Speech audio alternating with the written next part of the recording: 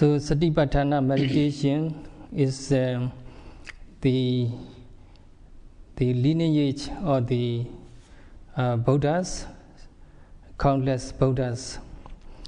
So we meditators here practicing such a long and precious noble lineage of the Buddha. So today Sayadaw would like to talk about the changes of the physical position. So from sitting to walking. So walking meditation is expounded by the Buddha in the Satipatthana Sutra, Gacchando wa Gacchami Bhajanati. When you are going, you are aware you are going, and so on. And also there are 5 benefits we can gain from walking or walking meditation.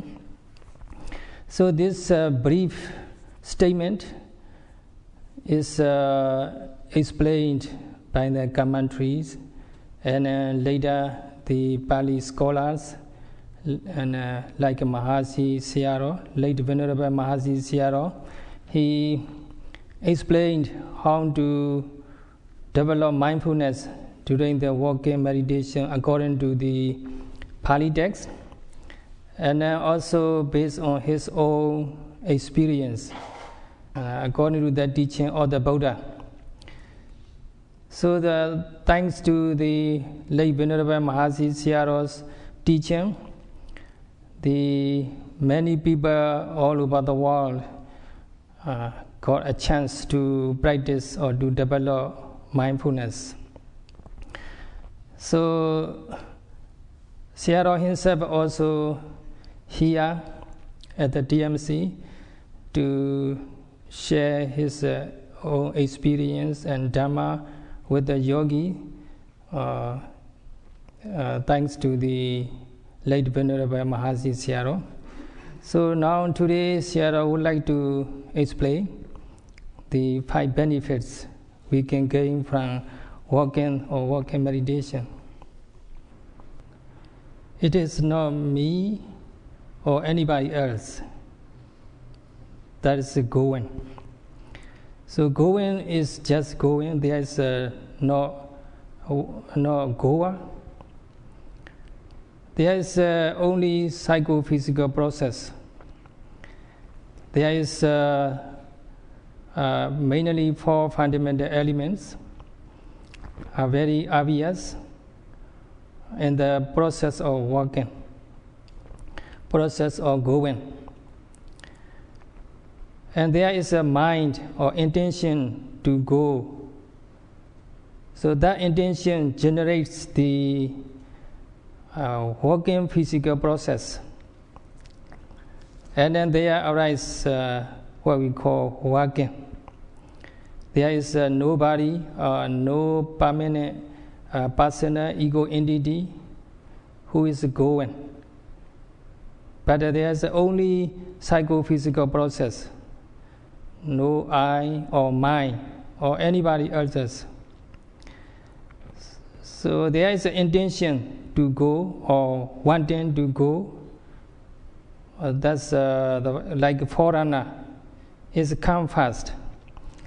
And after wishing or wanting to go, there arises the physical process of the walking. So the mind or intention generates the physical process of going. So when we are mindful of the walking, and if we are really focused on the foot, we can see or we can discern the leading mind and the following the physical process arising and passing away every moment. There are only mind and body or psychophysical phenomena, nothing else, no I or anybody else. If we note, for example, lifting, at the moment of lifting, in the foot, there are certain kinds of the physical phenomena more prominent than the others. Or lifting movement, suppose for example, the heaviness may be more prominent, more obvious. That's what is called Patavi Dhatu, earth element. So we can experience Patavi Dhatu, earth element, in terms of the hardness or softness, depend on the intensity.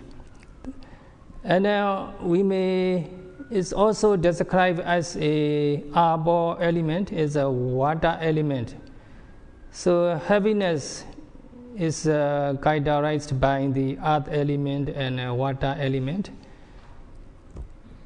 And so when we lift our foot, we can experience one of the four fundamental elements.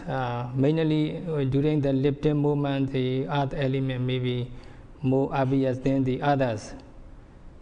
So that elements are also changing and disappearing and appearing. And there is nobody who is really walking, no male or female, just psychophysical interactions, just psychophysical process. If we really discern this truth, this phenomena beyond the illusion of I and mind, and there will be little or no room for attachment. And then there is insight knowledge. So when we lift the foot, probably our heel lifting gradually, fast and lifting gradually. If we pay attention to that moment, and we may experience the phenomena, physical phenomena, sometimes maybe heat, maybe more prominent than the other phenomena. Or mostly the lifting movement, the most obvious phenomena, the most obvious physical phenomena are the air elements and fire element. So air element can be experienced in terms of the lightness or pressure or the vibration. Or fire element can be experienced as a heat or warmth or coolness and something like this. So the lifting movement, these two phenomena, these two kinds of elements, the earth element and the wind element and the fire elements are most prominent.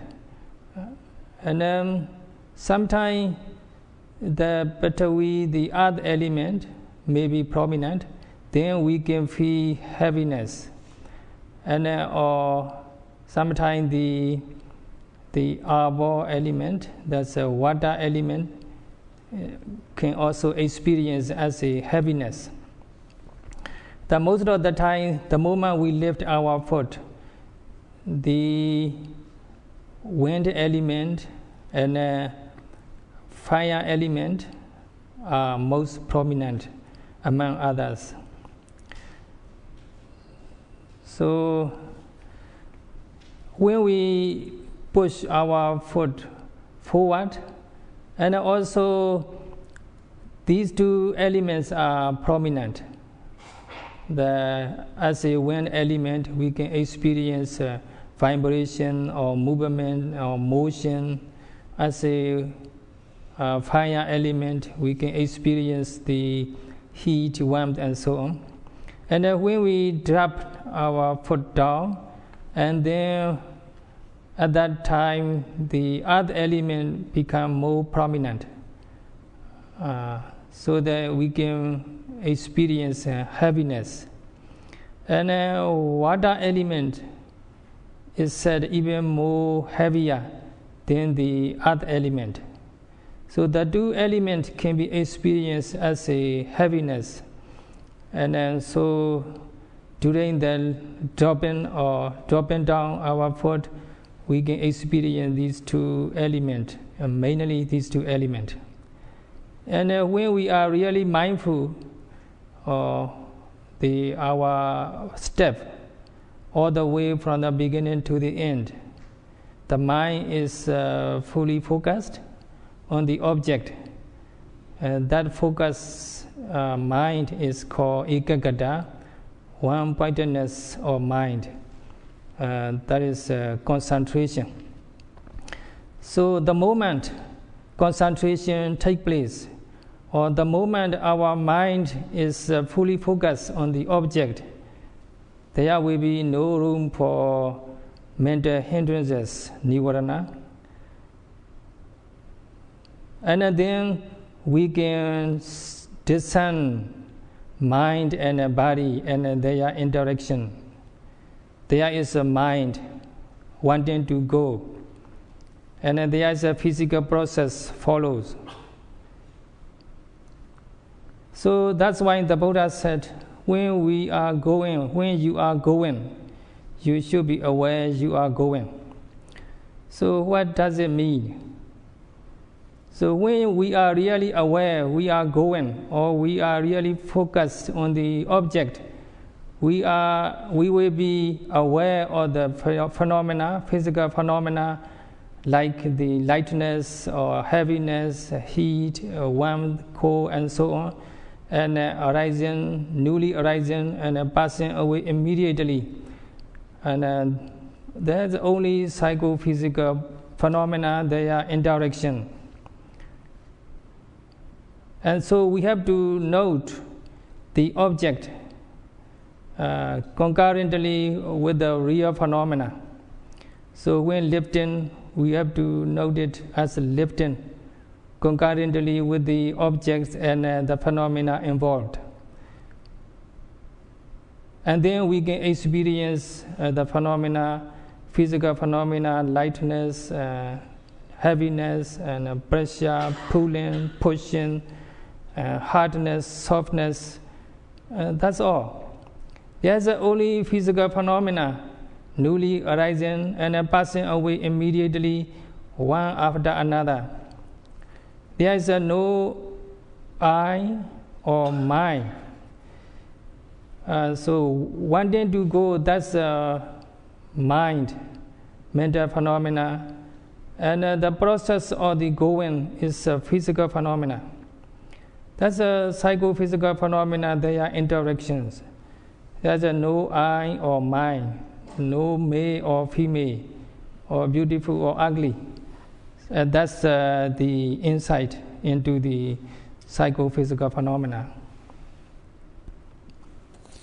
So now the benefits we can gain from the walking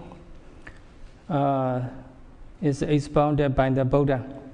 So from sitting, long sitting, we can experience unpleasant sensation, and we are supposed to change the physical position from sitting to walking meditation. By changing the physical position from sitting to walking, there are immediate benefit we can gain. So the Buddha described 5 benefits of the walking meditation. Panjime, Bhikkhave, Jankame, Anisansa, and so on. So there are 5 benefits we can gain from walking. So the first benefit is Adhanakamo in Pali.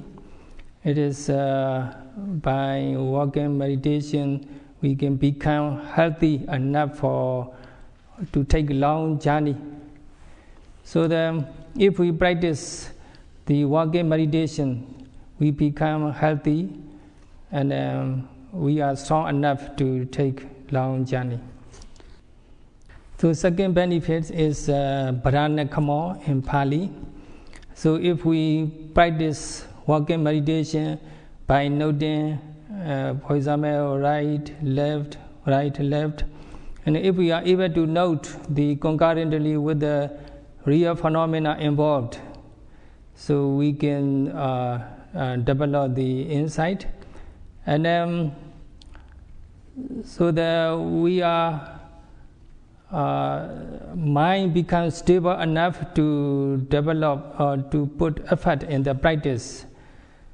So whether we practice samatha or development of concentration or vipassana or development of insight knowledge, so we are strong, mentally strong enough to put great effort in the practice.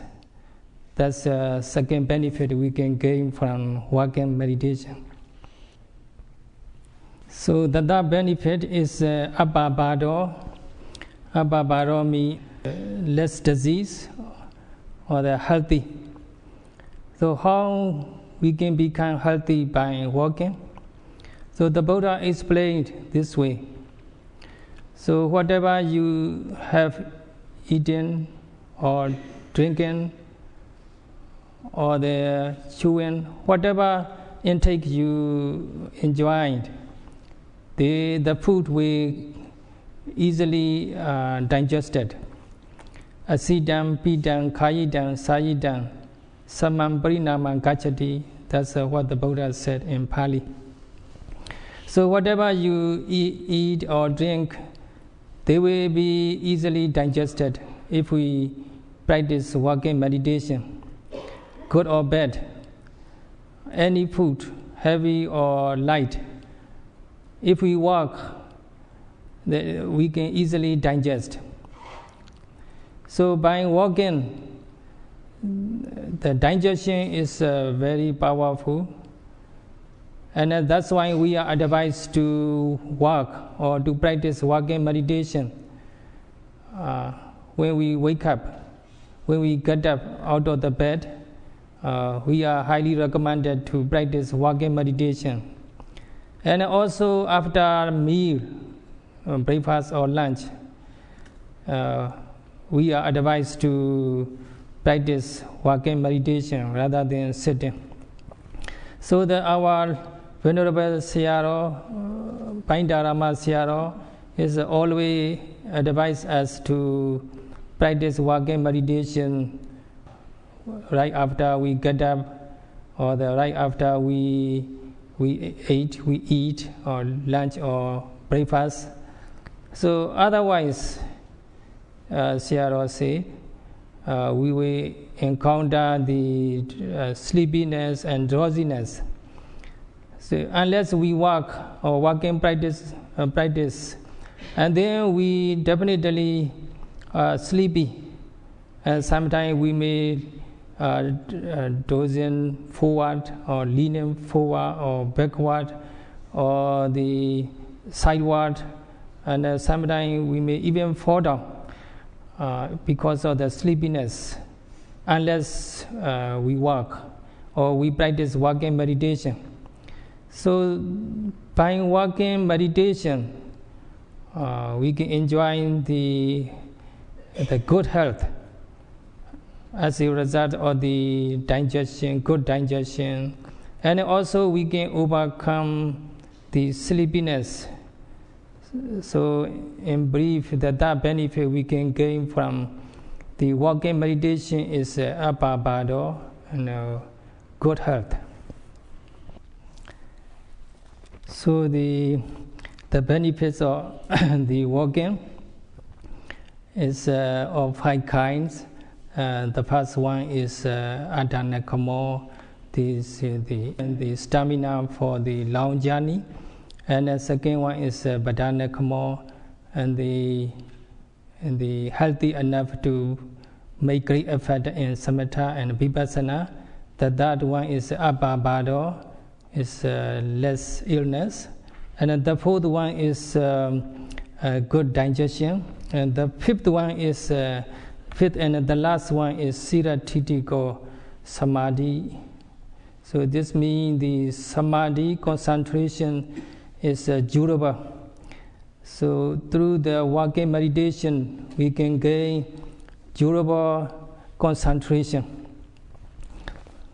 So when we note the walking meditation, for example, lifting, moving, dropping, so we have to note concurrently with the phenomena involved, with the awareness of the phenomena involved in the walking.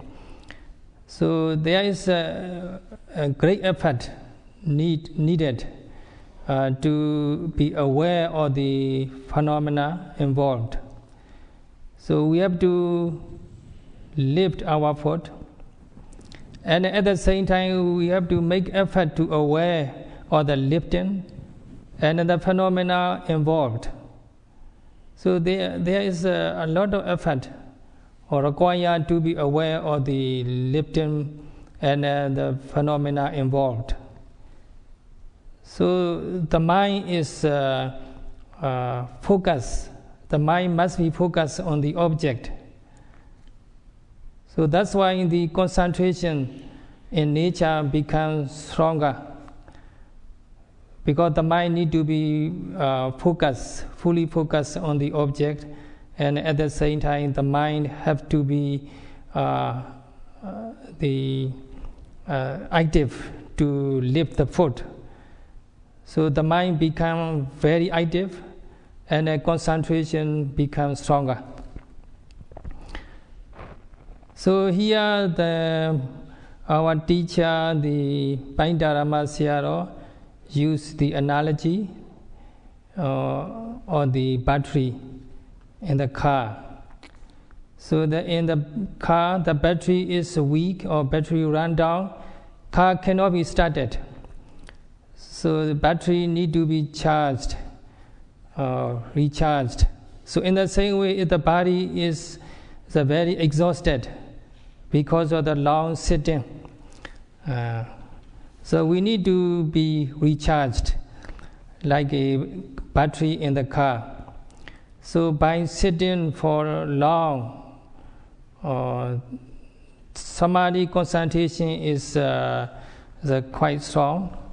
But later the body and the mind become very tired and exhausted, and the blood circulation not very smooth, not very good, and then the mind become unstable, and the concentration no longer strong enough. The mind become restless. So in such case, the walking meditation is highly recommended. So we are advised to get up and walk. Then the mind become active, because the mind need to be active to lift the foot, and at the same time to be aware of the lifting foot. So the mind become active, and the concentration becomes stronger. So when we stand in at the end of the walkway, and we have to focus the whole body from top to toe, noting, standing. Although we are noting, standing, what we really aware of phenomena, mental or sensational or physical phenomena involved. For example, we may become aware of the tension in one part of the body, or vibration or heat or itchiness in other part of the body, something like this. So when we focus on the whole body from top to toe, by noting, standing, we have several different kinds of the phenomena, physical phenomena will become obvious to us. And so the mind is active, and concentration gets stronger. So that's why walking meditation is very conducive, supportive of the concentration. So after walking meditation, we start sitting down in the meditation hall. We note sitting. And when we note sitting, we sit our body down.